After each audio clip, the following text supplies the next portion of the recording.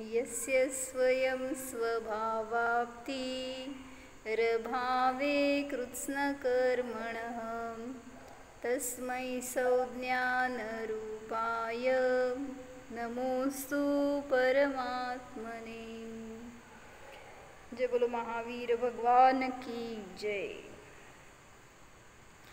योग्योपादान योगेन दृषदः स्वर्णतामता द्रव्यादिस्वादिसम्पत्ता वात्मनोऽप्यात्मतामता वरं व्रतैः पदं दैवं नाव्रतैर्बत नारकं छायातपस्थयोर्भेदः प्रतिपालयतोर्मान् यत्र भावः शिवं दत्ते द्यौकियद्दूरवर्तिनि यौनयत्याशुगव्यूतिं क्रोशार्धे किं ससीदति ऋषिकजमनातङ्कं दीर्घकालोपलालितं नाकेनाकौकसां सौख्यं नाकेनाकौकसामिव वासनामात्रमेवैतत् सुखं दुःखं च देहिनां तथा युद्वेजयन्ते ते भोगारोगा इवापदि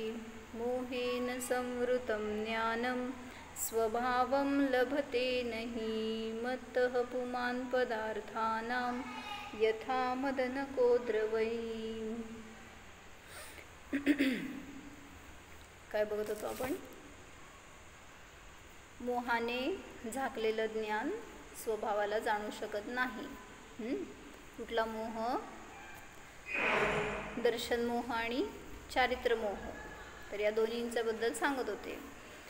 तर काय घेतलं होतं? मोहाचेच भेद म्हणजे चारित्र मोहाचे भेद म्हणजे क्रोध मान माया लोभ। तर त्यासाठी हे चांगले वाक्य आहे तेवढे आपल्यासाठी ठेवायचं। क्रोध से बुरा चाहने की इच्छा तो हो, बुरा होना भवितव्याधीन है।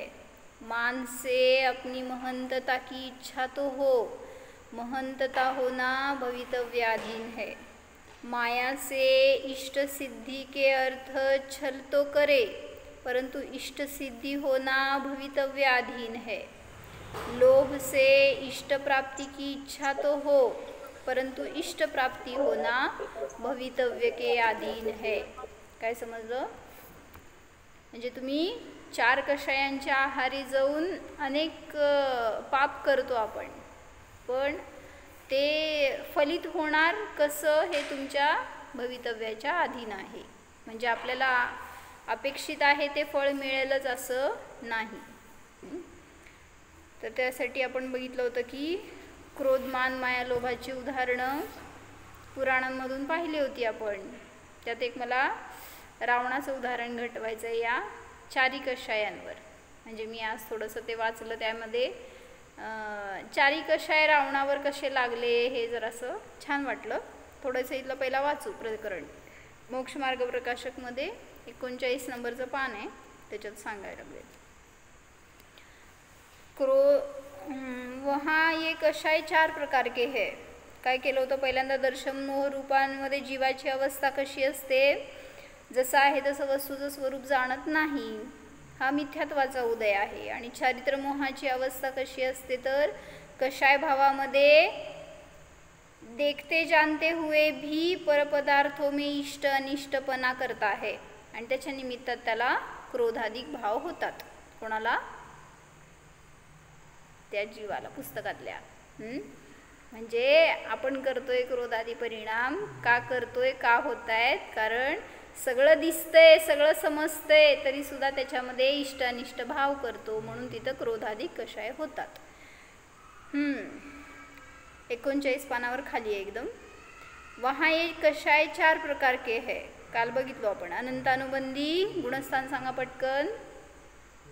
पहिलं गुणस्थान अप्रत्याख्यानावरण 1 ते 4 गुणस्थान, प्रत्याख्यानावरण 1 ते 5 गुणस्थानापर्यंतच्या जीवांना यांचा उदय असतो। पुढं संज्वलन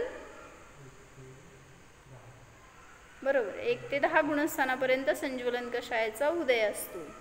वहाँ जिनका उदय होने पर आत्मा को सम्यक्त्व न हो, स्वरूपाचरण चारित्र न हो सके, वे अनंतानुबंधी कषाय है.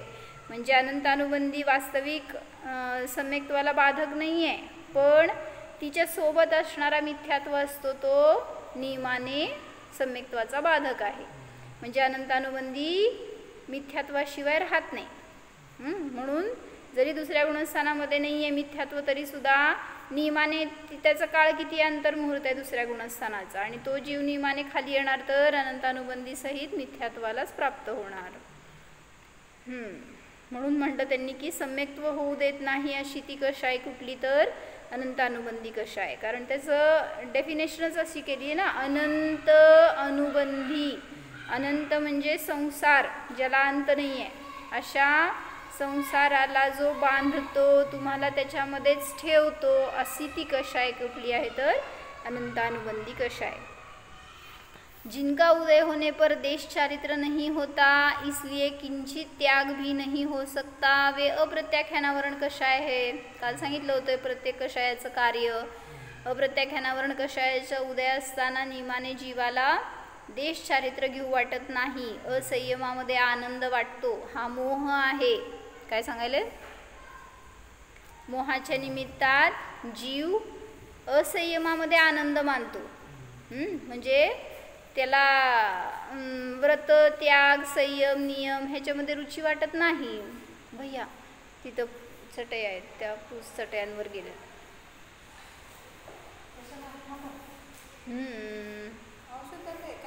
शुद्धातलेच देणार तुम्ही. तर काय सांगितलं? अप्रत्याख्यानावरण जे कषाय आहेत तर ते संयम होऊ देत नाहीत. पुढं जिनका उदय, मेरे सामने बैठो. जिनका उदय होने पर सकल चारित्र नहीं होता, त्या कशाचं नाव सांग. नको, बघून कशाला. ज्या कषायाच्या उदयाच्या निमित्तात सकल चारित्र घेऊ शकत नाही,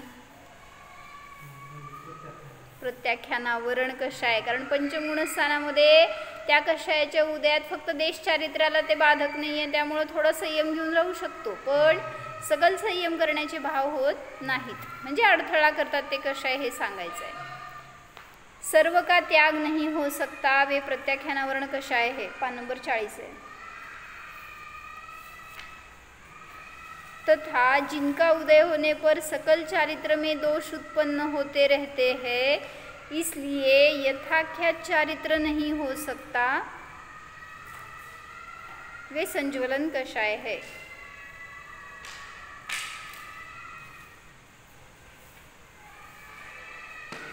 काय कळलं? ज्यांचा उदय असताना सकल चारित्र्यामध्ये दोष उत्पन्न होतात ते यथाख्यात चारित्र प्रगट होऊ देत नाही, अशी ती कषाय संज्वलन कषाय. मिळालं? 40 पानावर एक पहिलं पॅरेग्राफ संपलंय. हां, मला काय सांगायचं होतं की आता आपल्याजवळ परिग्रह आहे, जे काय असेल आपला परिग्रह, तर ते परिग्रह आहे तोपर्यंत तुम्ही माझं म्हणणं हा पण मोह आहे. मग ठीक आहे, ठेवावं लागतं, अपराध आहे आपल्याला, आपण ठेवलंय जवळ हे परिग्रह, तर त्याच्याबद्दल खेद पाहिजे की हे नको आपल्याला, ह्याच्यामध्ये मोह नको व्हायला, एकत्व ममत्व नको व्हायला. पण असे अनेक जीव आहेत की समजा आपण तो परिग्रह सोडला, सुटला, तर नाही आहे आपल्याजवळ, तरीसुद्धा काय असतो, ती वस्तू नसते पण त्याचा मोह असतो. जसं उदाहरण सांगितलं त्यांनी की आमच्या घराच्या समोरचं घर गॅरेज होतं, तिथं गाडी ठेवत होते पूर्वी माझे आजोबा. तर त्या घरामध्ये, त्या गॅरेजमध्ये फक्त गाडी ठेवायची, एवढंच, दुसरं काय नव्हतं. तर ते विकलं आम्ही नंतर, गाडी नाही राहिल्यावर आता ते विकून टाकलं. ते विकल्यावर तिथं लोकांनी घर बांधलं, फक्त छोटंसं गॅरेजचं, तर किती असेल स्पेस, तेवढ्यामध्ये खाली आणि वर असं बांधलं. तर आम्ही काय करणार, प्रत्येकाला येणाऱ्या जाणाऱ्याला होतं का ते आमचं. म्हणजे अनेक वर्ष बरं का आमचं होतं, बरं का ते आमचं. म्हणजे काय फुकट केलं का नाही आपण मोह त्याच्यामध्ये. म्हणजे अजून पण सांगतात लोकांना लोक की ते आमचं त्यात आमची जागा. का आता आमची राहिली का त्याला तुम्ही? म्हणजे काय त्याच्यात नाही आहे जरा सुद्धा आपलं, तरी सुद्धा जागा सुटली पण मोह नाही सुटला. म्हणून त्या मोहानेच पुढं बाधा होती सगळी. असंच झालं, समजा दागिना होता तुमचा आणि हरवला, काय केलं हो? म्हणजे दागिना सुटला पण तेल लागलेलं आमसारखा, पण त्याचा मोह सुटला नाही. म्हणजे मोह किती चिवट असतोय मला सांगायचं आहे. लगेच सोडत जावा. जेव्हा समजले ना आपल्याला की असं तो मोह आपल्याला त्रास देतो, भवाभवामध्ये दुःखात रुळवतो, असा तो मोह जर मला आज नाही आवश्यकता त्याची, तर का मी त्याला जवळ ठेवावं? आहे आपण ठेवतोय जवळ वस्तू, ठीक आहे, त्याच्यामध्ये आपला मोह राहतो, पण जे अनावश्यक गोष्टी त्यात पण आपला मोह अडकतो. जसं मागं सांगितलं होतं, घरातल्या तुटक्या फुटक्या वस्तू असतात त्या टाकण्या योग्य आहेत का? टाकत नाही आहेत ना? दिसलं ना? आहेत का घरात? काय सांगितलं होतं त्याच्यासाठी? ते घरात का ठेवतो? ठेवलं तर काय होतं काका? काय नाही आहेत सगळे, तुम्हाला घरात येऊन काढून दाखवते. तुमच्या घराचं चप्पा मला माहिती आहे. म्हणजे आपण त्या वस्तू अनावश्यक कधी वापरणार नाही, वर्षोनवर्ष तशाच पडून राहतील, पण काढली ना घरात ती वस्तू खचकणार, काय ते खटकणार तिथं. तिथं ठेवली होती का काढली, तिथंच राहायला पाहिजे होती. म्हणजे म्हणायचंय काय, त्याच्यासाठी वाक्य सांगितलं होतं की ती गोष्ट जोपर्यंत जवळ ठेवतो तोपर्यंत प्रत्येक समयाला आपलं पुण्य नष्ट होतंय. कारण तुमच्याजवळ वस्तू ठेवण्यासाठी, तुम्हाला प्राप्त होण्यासाठी, त्याचा लाभ होण्यासाठी पुण्य आवश्यक असतं. आणि पुण्याच्या निमित्तात तुम्हाला, मला ही साडी आज मिळाली, माझं पुण्य आहे, पण ही जोपर्यंत माझ्याजवळ आहे ना तोपर्यंत माझं पुण्य क्षीण होत जाते तेवढ्या निमित्तात. आणि फाटली जवळ तरी बी मी ठेवलंय, घाण झाली समजा, कुजली, नष्ट व्हायला लागली, तरी पण मी जवळ ठेवलंय, तर समजून घ्या तोपर्यंत सुद्धा पुण्य नष्ट व्हायचं कार्य चालूच आहे. मग जी गोष्ट मी नाही वापरत अशा गोष्टींचा साचा करणं म्हणजे हा पण सगळ्यात मोठा मोह आहे. तर अशा गोष्टी जितक्या लवकर काढू शकाल तितक्या लवकर आपण त्यागी व्रती होऊ शकतो, तितक्या लवकर निर्मोही होऊ शकतो. म्हणजे साधना करायला बसल्यावर काय दिसणार हो तुम्हाला? काय काय दिसणार सविता काकी? जाऊ देत, गेल्यावर ते तर त्यागी झाल्यावर सोडा, घरात पण बसलोय ध्यानाला तर करतोय ना ध्यान भैया, काय काय दिसतंय सांग? चंद्र, तारे, सूर्य, सगळा परिग्रह डोळ्यासमोर येतो. काय म्हटलं तू? दिसायला पाहिजे, दिसतंय ना, बेस्ट, गुड. म्हणजे मला म्हणायचंय की आपण ध्यानाला बसलो तर जितके आपल्याला त्या परिग्रहाचे विकल्प असणार तेवढे रोज त्या ध्यानात तेच दिसणार आहे, दुसरं काय दिसणार तुम्हाला? म्हणून म्हणायचे संस्कार तरी हे करायला पाहिजे की परिग्रहरहित माझं रूप काहीतरी आहे, आणि तेच सांगितलं निर्मोहतेला कारण आहे. हां, चला, तर सांगितले 4 कषाय आहेत कुठले? अनंतानुबंधी, अप्रत्याख्यानावरण, बोला, संज्वलन. तर या 4 पैकी तुमच्याजवळ कुठले कषाय आहेत? 4 आहेत. का ध्यान केलं नाही का आपण? अजून ध्यान केलं तर निर्णय करायचा फक्त आपल्याला. आपण जेव्हा ध्यान करतोय त्यावेळेस तिथं एका झटक्यात निर्णय केला ना, संपली अनंतानुबंधी कषाय, संपली म्हणजे अनंत संसार संपला हो आपला. किती मस्त उपलब्धी आहे ती, त्याच्यासाठी धडपड करत नाही आपण, बाकी सगळं मिळवण्यासाठी धडपडतोय, संसाराला छान करायसाठी किती धडपडतोय, आणि मग इथं संसाराचा नाश करायसाठी मिळतंय जे ते नको वाटतंय आपल्याला. दुःख संपवायचं का नाही पूजा? संपवायचं का नाही संपवायचं? कसं संपणार? आर्ष दुःख वाढवतोय का संपवतोय सांग? मोह वाढवतोय का संपवतोय? जेवढा आपण अडकणार ना त्याच्यावर पण उलट संस्कार हे करायचे, तू पण निर्मोह आहेस, तू मुनी होणार. म्हणजे आपण जेवढं, ही स्वतःसाठी तयारी असते बरं का, दुसऱ्याला सांगणं म्हणजे त्याच्यावर संस्कार करतो ती गोष्ट वेगळी, पण माझ्यासाठी सुद्धा मी ते संस्कार करून घेतले स्वतःवर, आणि मला तशी पर्याय प्राप्त होणार. ठीक आहे, मी तुम्हाला काय सांगाले हो योगिता ताई? तुम्हाला काय सांगायला हे सगळं? तुम्हाला सांगत नाही आहे मी स्वार्थी आहे. म्हणजे मला माझ्यावर संस्कार करून घ्यायचे. नाही नाही, ह्याच्या पण उलटं सांगा. तुम्ही सगळ्यांनी मिळून मला सांगितलंय पकडून, म्हणून मी तुम्हाला सांगायला लागले असं पिठांपीठ इथंच. तर या 4 कषायांच्या निमित्तात संसार आहे. अनंतानुबंधी, अप्रत्याख्यानावरण, प्रत्याख्यानावरण आणि संज्वलन. पुढं अनादि संसार अवस्था में वाचा योगिता ताई.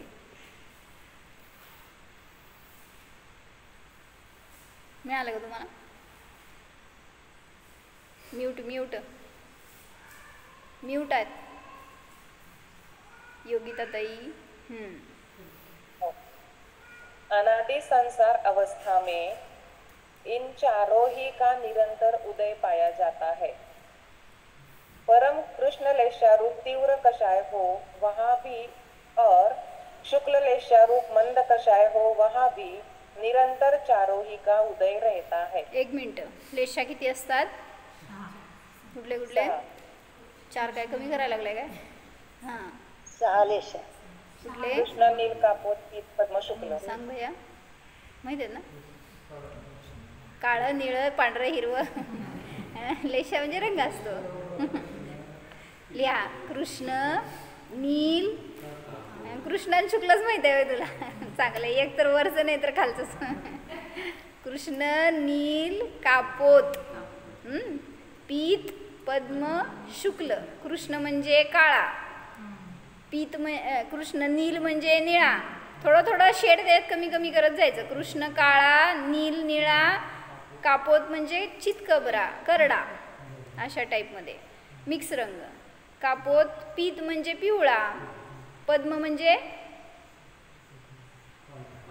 नाही नाही, शुक्ल म्हणजे पांढरा आहे, पद्म असं क्रीम कलर. आणि मग पीत म्हणजे कसला कलर झाला? पीत, पद्म, शुक्ल, कशा काय म्हणायचं? कसला रंग असतो तो? आणि शुक्ल लेशा, शुक्ल पांढरी लेशा असते. हा हा पद्म ना. हा, पद्म म्हणजे कमळाचा पिंक टाकतो. हा, असं वाटलं मला पण. ते पद्म म्हणजे असं गुलाबी सर टाईप, असं समजून घ्या काय असेल ते. पद्म म्हणजे कसला रंग असतो? विचारायला पाहिजे का? बरं, समजून घ्या, बघून घ्या. तर मला म्हणायचं, त्यांनी जे काय असे शेड्स दिलेत ना, कशासाठी हे दिले? तर कृष्ण म्हणजे सगळ्यात तीव्र आहे, काळामध्ये सगळे कलर लुप्त होऊन जातात. म्हणजे तसं कृष्णलेशावाल्या जीवाला सगळ्या कशाय गर्भित येतात त्याच्यामध्ये, आणि इतका त्याचा तीव्र उदय असतो, इतके त्याचे तीव्र फळ भोगायला लागतात. त्यासाठी ती कृष्णलेशा म्हणली गेली. कृष्ण, नील त्याच्यापेक्षा थोडेसे खालचे परिणाम, म्हणजे कृष्णलेशावाल्या जीवाला मुळासकट धर्म उकडून काढण्याचे परिणाम असतात. जर अनंतानुबंधी सहित कृष्णलेशावाला जीव असेल तर. बघितलं आपण पंचास्तिकामध्ये जेव्हा मी 6 लेशाचं प्रकरण घेतलंय ना, त्यावेळेस खूप मोठी चर्चा झाली त्याच्यावेळेस. म्हणजे असं डीपमध्ये समजलं की काय नक्की त्या लेशावाल्या परिणामवाल्या जीवांचे काय परिणाम असतात त्या त्या लेशांमध्ये. जसं थोडक्यात की कृष्णवाल्या जीवाला, समजा तुम्ही कृष्णलेशावाले आहात आणि मी मंदिरात चालली आहे, तर तुम्ही मला म्हणणार काय करायचं आहे मंदिरात जाऊन? तिथं जाऊन काय भलं होणार आहे का? काय जायचं नाही, असं तुमच्या नवऱ्याने वगैरे म्हणलं तुम्हाला, तर तो कृष्णलेशावाला सगळ्याला तोडण्याचा परिणाम करतो. कोणाला जेवायला बोलवायचं आहे तर काय गरज आहे, काय नाही बोलवायचं, म्हणजे अडथळा करणार, तोडणार, धर्मापासून दूर करणार, असे लेशा कृष्ण परिणाम असे आहेत त्याचे तीव्र. नीलवाला थोडंसं त्याची तीव्रता कमी. तुला जायचं आहे तर जा, मला ये म्हणायचं नाही, असं म्हणतात ना का नाही? तिसरं कापोतवाला जीव म्हणले जाऊन बसेल मंदिरात, पण प्रयोजनभूत काय कार्य नाही, घड्याळ शास्त्राला बसल्यावर घड्याळ बघत बसणार, काय पूजा, असा असतो तो कापोत लेशावाला असतो. म्हणजे अशुभच कार्य करतोय मंदिरात जाऊन सुद्धा. पुढं पीत, पद्म, शुक्ल समजून घ्या की असे परिणाम त्याचे उत्तरोत्तर तीव्रता कमी कमी होत जाते. आणि शुक्ल लेशावाला जीव भद्र परिणामी.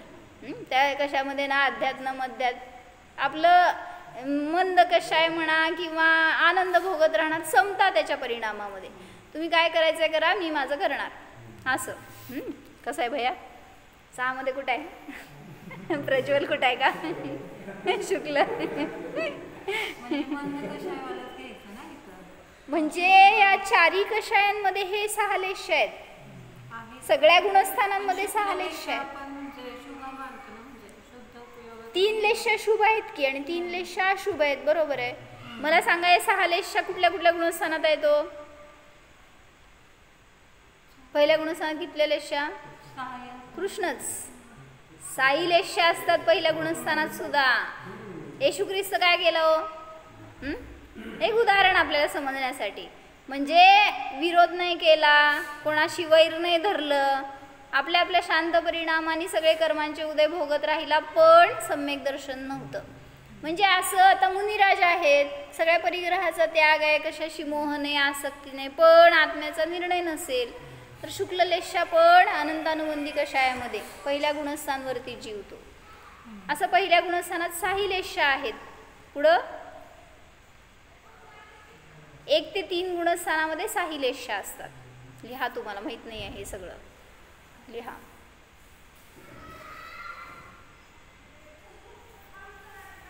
पहिल्या गुणस्थानापासून 3ऱ्या गुणस्थानापर्यंत. हां, बसा की पूजा.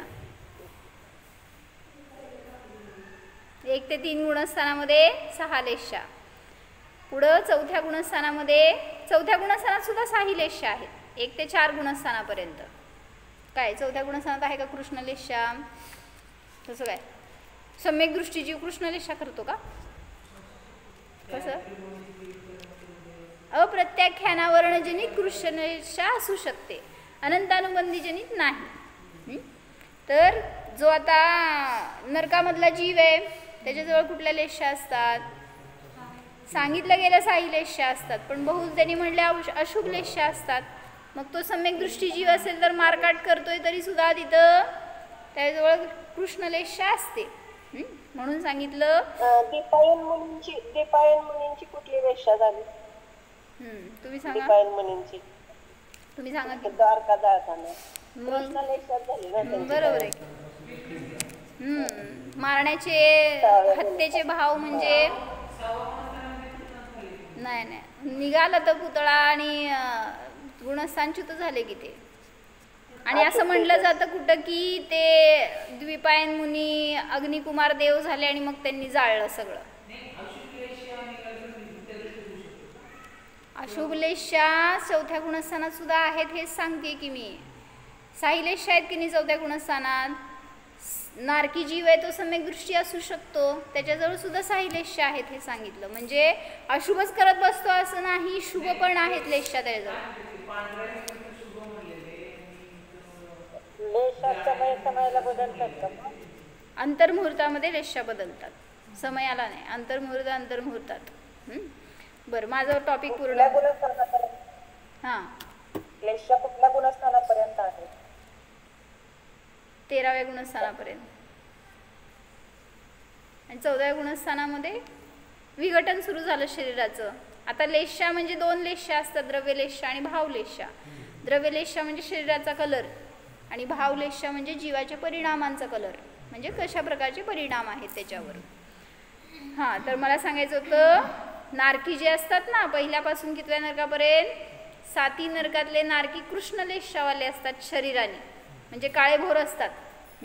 पहिल्या नरकातले चांगले आणि खालच्या 7व्या नरकातले उलट. पहिल्या नरकातले वाईट नाही, बरोबर आहे की. पहिल्या नरकातले चांगले आणि 7व्या नरकातले वाईट असं नसतात. तर सगळ्यांना समभाव. एक मिळाला तर कलर सगळ्यांना एकच, सगळे काळे भोर असतात. बरं, मला द्रव्यलेशा नाही सांगायची आहे तर भाव सांगायचे आहेत. 1 ते 4 गुणस्थानामध्ये 6 लेशा आहेत. 5व्या गुणस्थानामध्ये 5व्या आणि 6व्या गुणस्थानामध्ये कुठल्या लेशा हो? लेशा. 3 शुभलेशा असतात. 3 शुभलेशा असतात, पीत, पद्म आणि शुक्ल. 6व्यापासून शुक्ल लेशा चालू होते ना, 6व्या गुणस्थानापासून. फक्त म्हणत असाल तर पहिल्या गुणस्थानापासून शुक्ल आहे की तुमच्याजवळ? आहे ना. हां, 7व्या गुणस्थानापासून म्हणायचं ना. 3 शुभलेशा 5व्या 6व्या गुणस्थानामध्ये का 7व्यात पण येत आहे बहुतेक. 5 ते 7 गुणस्थानात 3 शुभलेशा आणि 8व्यापासून फक्त शुक्ललेशा आहे वर. हां, मग ते जीव तर 8व्या गुणस्थानापासून सगळे ध्यानस्थच आहेत, कोणाशी काय कसला संपर्क नाही आहे, आपल्या साधनेमध्ये रत आहेत, शुद्धोपयोगात आहेत, त्यामुळे तिथं ती शुक्ललेशा म्हणली जाते. 8 ते 13व्या गुणस्थानापर्यंत शुक्ललेशा आहे. ॲक्च्युली तिथं अरिहंतांना लेशाचा काय संबंध नाही आहे, पण उपचाराने सांगितलं गेलं योग आहे तोपर्यंत लेशा आहेत. काय बोलायचं का? हां, समजलं का हे सगळं? काय 8 ते 13 गुणस्थानापर्यंत फक्त शुक्ललेशा. पहिल्या गुणस्थानात पण आहे शुक्ल, पण कमी कमी होत गेले, वरचे विशुद्धी वाढत गेली, तसं तसं सगळी अशुद्धता परिणामातली कमी होत गेली. पुढं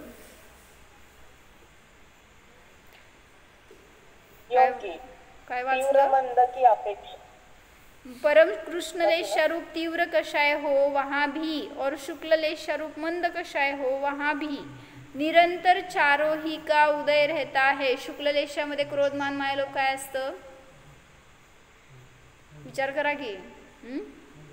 संज्वलनजनित म्हणजे शुक्ल लेशावाला दिसतोय तुम्हाला, आपलं निर्विकल्प बसलाय, पण चारी कषायांचा उदय असू शकतो, जसं आता मी सांगितले येशू ख्रिस्त.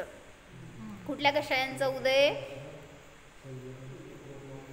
संज्वलन क्रोध मान माया लोभ फक्त कुठं? 7व्या गुणस्थानात, 6व्या 7व्या गुणस्थानाच्या वर. पण खाली आहेत ना अनंतानुबंधी, अप्रत्याख्यानावरण आणि प्रत्याख्यानावरण जनित क्रोध मान माया लोभामध्ये ह्या सगळ्या लेशा असू शकतात. कुठल्या कुठं? पहिल्या गुणस्थानावरतीच. एक उदाहरण सांगितलं, त्याची लेशा कुठली होती मला माहित नाही, मी आपलं समजण्यासाठी फक्त की त्यांनी कसा विरोध न करता आपलं जुमानत राहिले की जे आहे ते, पण तरी मंद कषाय होते, निष्कषाय नव्हता तो जीव, आणि त्या कषायाच्या निमित्तात मिथ्यात्व सहित असल्यामुळं पुन्हा संसार भ्रमणातच अडकलाय.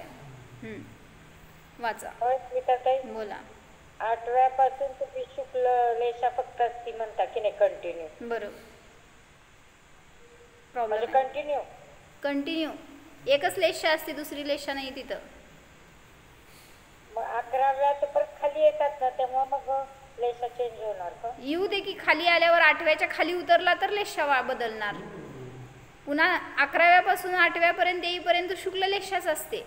फक्त समजून घ्या, त्या कषायांची तीव्रता वरती विशुद्धी वाढत चालली आहे, तर तीव्रता कमी होत चालली आहे. त्याच्या निमित्तात असणारा आश्रव बंद कमी आहे, स्थिती अनुभाग कमी पडतो, हे सगळं त्याच्यामध्ये सांगितलं गेलं.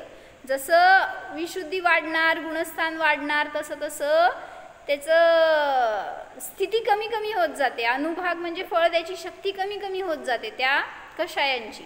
निरंतर बंद चालू आहे, भलेही तुम्ही ध्यान करताय तरी सुद्धा आश्रव बंद चालू आहे चारी कषायांचा, या मोहाचा.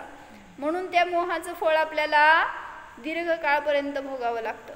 आपल्याला वाटतं आम्ही इतकं धर्म करतो तरी सुद्धा का उदय त्रास देतात, का आपल्याला संकट येतात, का प्रतिकूलता येते, काय येते? धर्म तुम्ही सुरू करून किती दिवस झाले? तो समजा 4 दिवस झालेत, पण वर्षोनवर्षाचं जन्मोजन्माचं पाप आहे आपलं, जे कसं संपणार आहे? मग त्याचं फळ तर भोगावं लागणार. हां, तेवढा एक पॅरेग्राफ पूर्ण करा.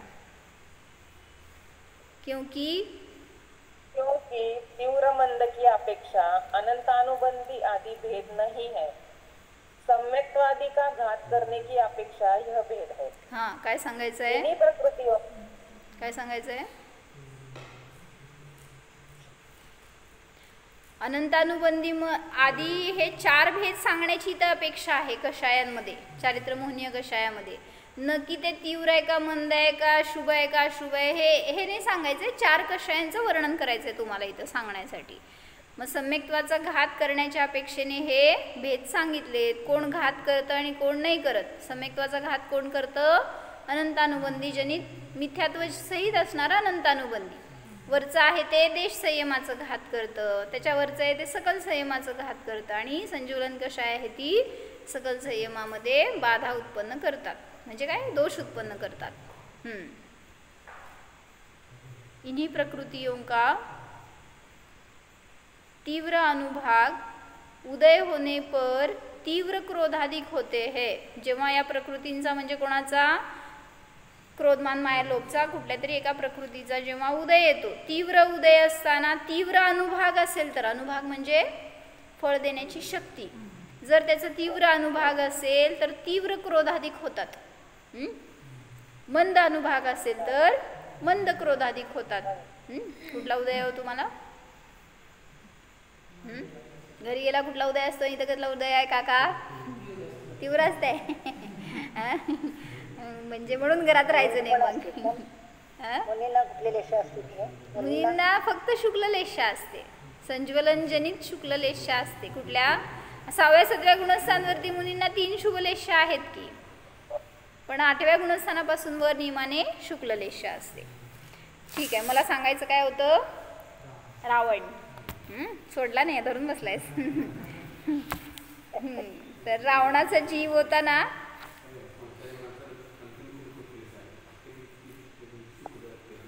हा 6 लेशा आहेत की तुम्हाला, तेच की आहे का, कारण पंचम गुणस्थानात गेला तर 3 अशुभ लेशा सुटल्या की. त्यामुळे सम्यक्त्व सहित एक व्रत धारण करा, कृष्ण नील कापोतचा अनुभव कधी पडणार नाही तुम्हाला.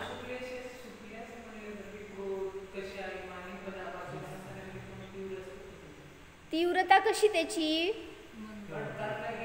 क्रोधमान मायालोभ सुटला नाहीये, क्रोधमान मायालोभ 10व्या गुणस्थानापर्यंत आहे.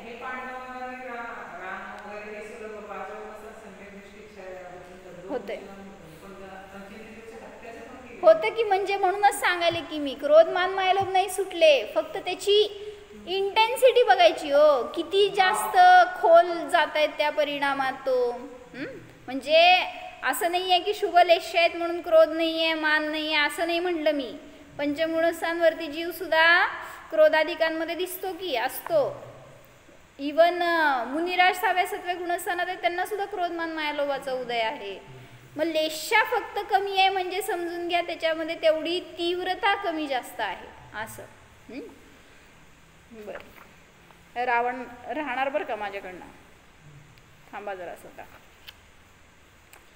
हाँ, तो बात कहाँ चल रही थी की जेव्हा रावण कशासाठी आला माहिती का सीतेजवळ, म्हणजे काय कोइन्सिडन्स कसा झाला, कुठल्या कुठं तो म्हणे माहिती का, असं मी आत्ता वाचलं ह्याच्यामध्ये की लंका त्याची कुठं होती, श्रीलंका म्हणजे लंका नाही आहे, त्या लंकेचा राजा नव्हता तो. म्हणे लवण समुद्रामध्ये कुठली तरी,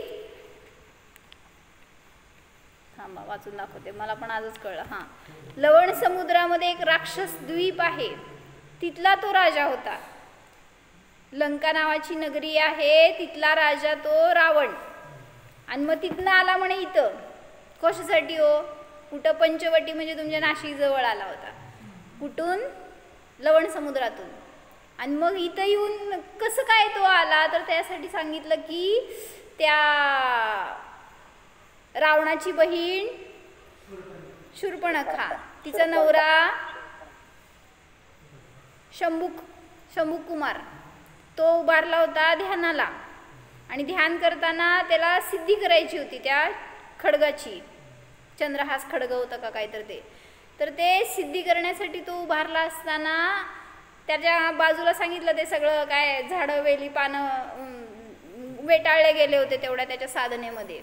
आणि त्यावेळेस ते येऊन सिद्ध झाली होती, तलवार त्या डोक्यावर लोंबत होती.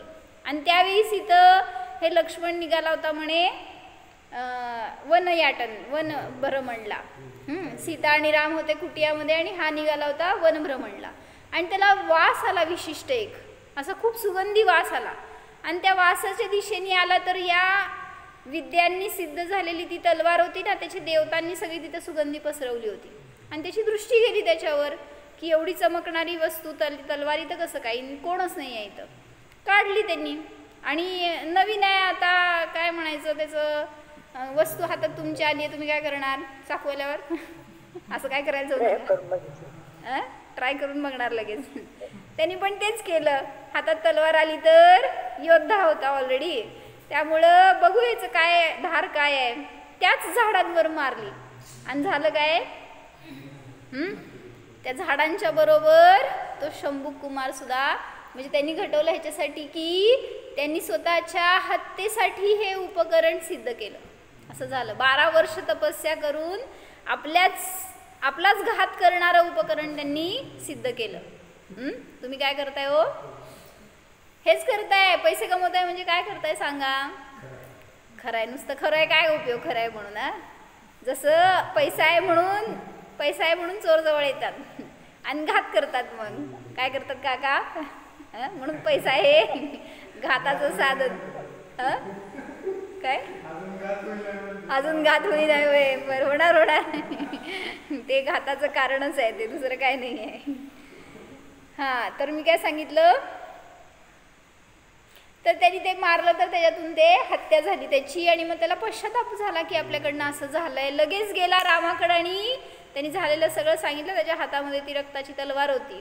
मग रामाने त्याला खूप चांगल्या शब्दामध्ये संबोधन केलं की तुझ्याकडनं खूप मोठं पातक झालंय, पंचेंद्रियाची हिंसा झाली म्हणजे, आणि समजून घे की याचं नियमाने फळ तुला मिळणार आहे. काहीतरी अनिष्ट अवश्य घडणार आहे आयुष्यामध्ये आता, हे समजून घे. एवढं सांगितलं तर त्याची आई शूर्पणखा ती आली तिथं त्याला जेवण घालायला म्हणून आलेली असते. आणि तिला कळालं की हा मेल आहे.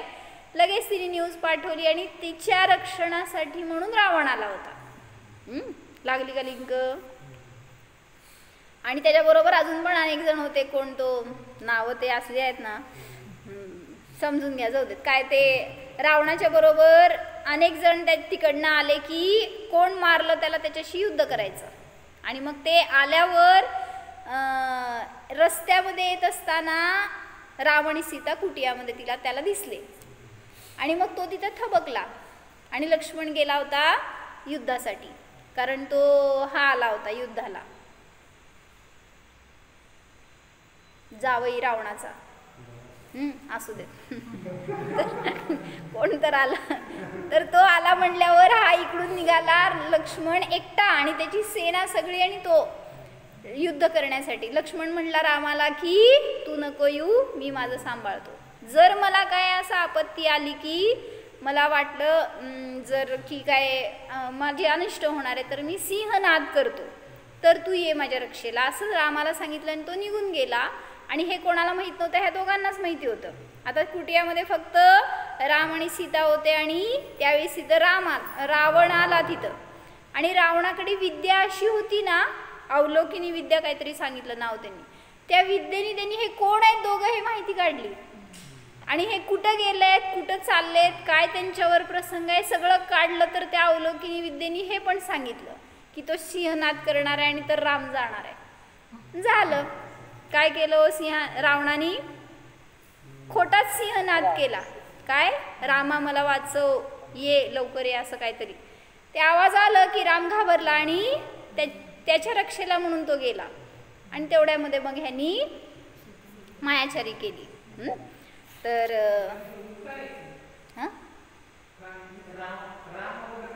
ना लक्ष्मण गेला आधी. आणि मग रामाला त्यांनी बोलवून घेतलं. तर तिथं गेल्यावर काय, तिथं गेल्यावर तर लक्ष्मण म्हणाला तू कशाला आलायस इथं युद्ध क्षेत्रामध्ये? मग त्यांनी सांगितलं मला सिंहनाद ऐकू आला. लगेच लक्ष्मणाला समजलं की ह्याच्यात शत्रूची काहीतरी चाल आहे, सीता असुरक्षित आहे, लगेच जा कुटियावर. पण आफ्टर द ब्रेक, उद्या पळवून नेणार आहे, आज नाही. रावण थोडा वेळ श्वास घेऊ दे त्याला, बघू उद्या काय. हो जाणा हामी मोहरहित, कषायरहित, लेशारहित शुद्ध जीव आहे. हामी आत्मा या विकारी भावांवर जगणारा नाहीच. स्वतःचे शुद्ध रूप जाणा. सर्वापासून भिन्न अस्पर्शी रूप जाणा.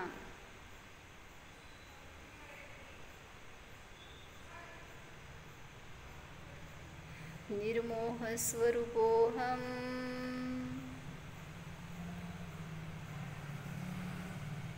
सिद्ध स्वरूपोऽहम् ओम